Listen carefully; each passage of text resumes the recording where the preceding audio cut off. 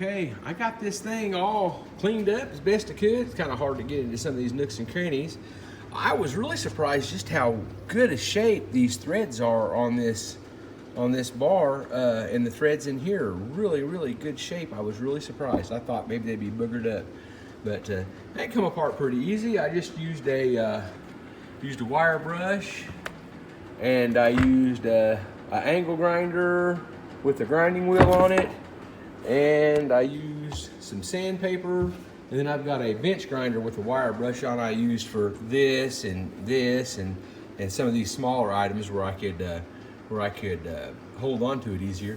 This poor old thing has been abused and used, and hacksaw or something's been ran down it, and I'm not gonna put Bondo on it or sit around and weld on it or anything. I don't do precision work, and I just wanted to oil it, clean it up, put a coat of paint on it, and I'll use it and abuse it for however many, I don't know how old this thing is, but at least I know it. And the oil in it was, well, there really wasn't any oil left. It was dirt and stuck to everything.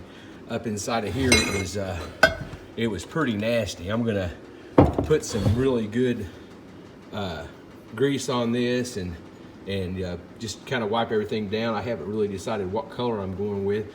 I seen some either white or gray colored paint back in these little nooks and crannies, and then of course there's red paint. So I don't know if that was primer and then it was painted red or what, but I think I'm gonna go with red paint. It just, you know, it's a vice. It's just make it look good. When I said a while ago I had never messed with the vice, I forgot about this one. This was my grandfather's. I don't know where he got it from. It's absolutely wore out. The threads inside of here, I use it to hold light stuff with. The threads inside of this barrel are just about gone. The spring that goes in here that pushes it apart as you open it and keeps tension on it as you close it is missing. But it's you know, if I need to hold something and I don't want to get just hateful with it, I can use this, but I'm afraid to get too crazy with it because of these threads.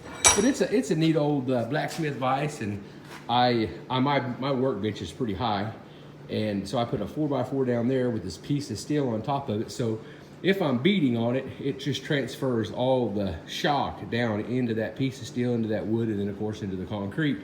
And you know, like I said, I haven't used it a ton, but I use it more for holding on to stuff than anything. But it's old, used and abused, and actually the jaws in here at one time were checkered, or not, had diamond, whatever you call that stuff, but they're absolutely wore just as slick as a sheet of paper.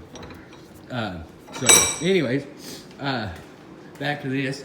I'm gonna get me out some tape and do a little taping and do a little painting, and whenever I'm all through, I'll bring you back, guys.